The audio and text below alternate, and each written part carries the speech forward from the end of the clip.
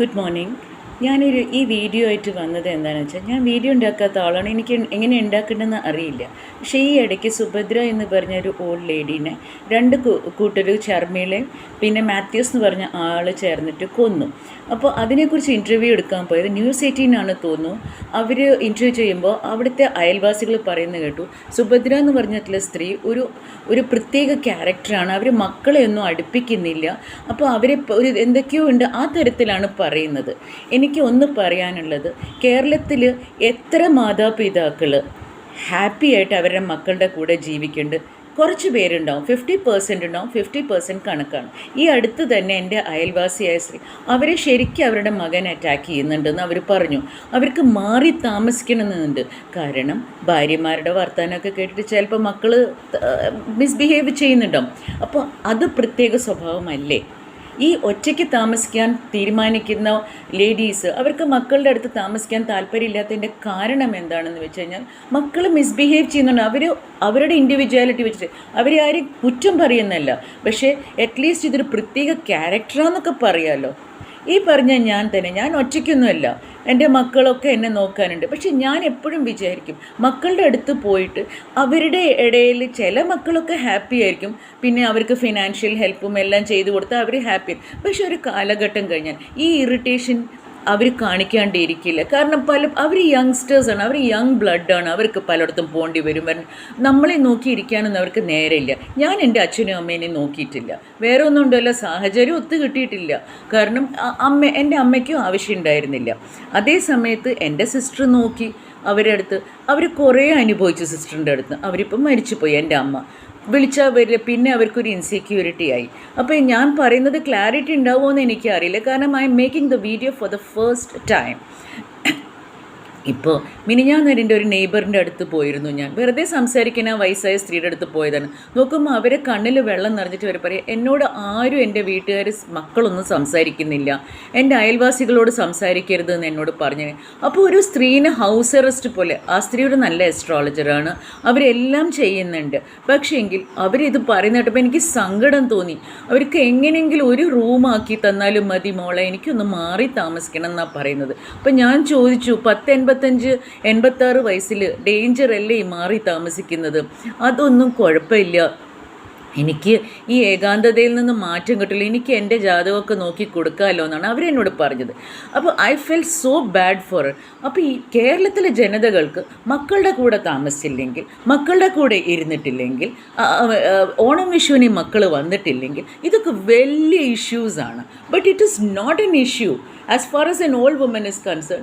ആർക്കാ മക്കളെ ഇഷ്ടമില്ലാത്ത, കൊച്ചുമക്കളെ ഇഷ്ടമില്ലാത്ത ആർക്കാ? പക്ഷേ എങ്കിൽ ഒരു ടൈം കഴിഞ്ഞു കഴിഞ്ഞാൽ നമ്മൾക്ക് നമ്മുടെ ഫ്രീഡത്തിലും അവർക്ക് അവരുടെ ഫ്രീഡത്തിലും ചെയ്യാൻ പറ്റില്ല. അപ്പോൾ ഇതിന് ആരാണ് ഉത്തരവാദി? ഗവൺമെൻറ് അല്ലേ? ഗവൺമെൻറ് ഒരു സോഷ്യൽ സംഘടന ഉണ്ടാക്കണ്ടേ? അല്ലെങ്കിൽ ഇക്കണോമിക് ആയിട്ടുള്ള ഒരു ഓൾഡ് ഏജ് ഹോംസ് ഉണ്ടാക്കണ്ടേ? പെയ്ഡ് മതി, ഫ്രീ വേണ്ട. അവിടെ പോയി താമസിക്കാൻ, പക്ഷെ അന്തസ്സിലൊരു മുറിയും ഒരു നീറ്റായിട്ടുള്ളൊരു ടോയ്ലറ്റും ഒരു കിടക്കാനുള്ളൊരു നല്ല ബെഡും ഒക്കെ ഉണ്ടെങ്കിൽ, ഒരു നല്ല സാഹചര്യം, ഒരു പ്രാർത്ഥനാ ഹാളൊക്കെ ഉണ്ടെങ്കിൽ, സർവ്വമത പ്രാർത്ഥനയല്ല, സെപ്പറേറ്റ് ആയിട്ടുള്ള പ്രാർത്ഥനാ ഹാൾ ഉണ്ടെങ്കിൽ ആരാണ് അവിടെ പോയി താമസിക്കാത്തത്? ഇപ്പോൾ ഉള്ള കുറേ ഓൾഡ് ഏജ് ഹോംസൊക്കെ കഴുത്ത് അറക്കുന്ന ഓൾഡ് ഏജ് ഹോംസാണ്. കാരണം 21,000 ഒന്നും എടുത്തു കൊടുക്കാൻ ഇപ്പോൾ എൻ്റെ അടുത്തൊന്നും ഇല്ല. പക്ഷേ എങ്കിൽ ഇപ്പം ഞാൻ സീനിയർ സിറ്റിസൺ ആണെങ്കിലും ഇപ്പം ഞാൻ ദൈവം സഹായിച്ചിട്ട് ഹെൽത്തിയാണ്. But I don't want to live in an old age home. It's not old age home. I don't want to live with my children. Because എനിക്കറിയാം അവരെവിടെയെങ്കിലും പുറമെ പോകും, പിന്നെ അവരെ കാത്തിരിക്കില്ല. ഇത് ഒറ്റയ്ക്കാകുമ്പോൾ ഒരു ഫോൺ കോളിന് വേണ്ടി ഇപ്പോൾ സുഭദ്ര ചെയ്തത് എന്താ തെറ്റ്? അവരെ മകൻ അവരുടെ അടുത്ത്, അവർക്ക് കൂടെ താമസിക്കണ്ട. പക്ഷെ ആ സ്ത്രീയുടെ ബാഡ് ലക്ക് ആരോ വന്ന് കൊന്നു. എന്താ മക്കൾ ചെയ്യുന്നില്ലേ? അച്ഛനും അമ്മേനെയും കഴുത്ത് നെക്കിയിട്ടും അടിച്ചു കൊല്ലുന്നില്ലേ? അപ്പോൾ എവിടെയാണ് സേഫ്റ്റി ഉള്ളത്?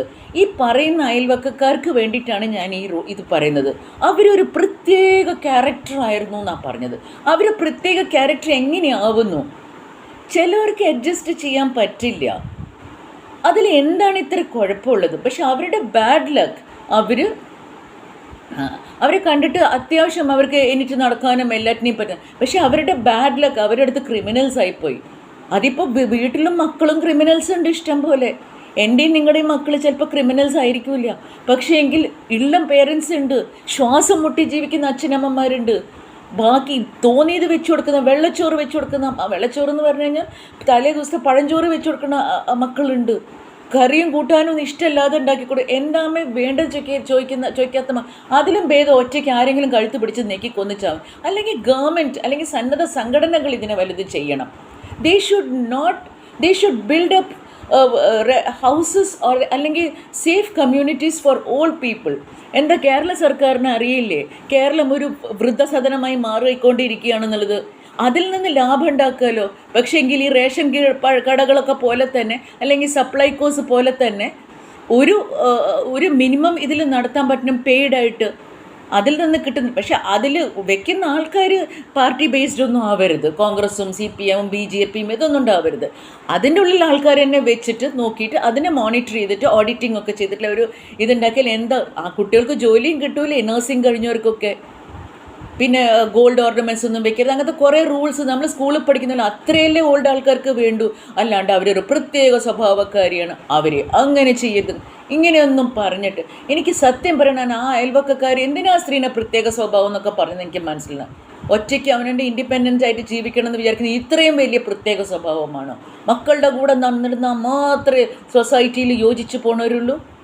ആർക്കും ഒരു ഉപദ്രവം ഇല്ലാണ്ട്. പക്ഷേ ഷി വാസ് അൺലക്കി.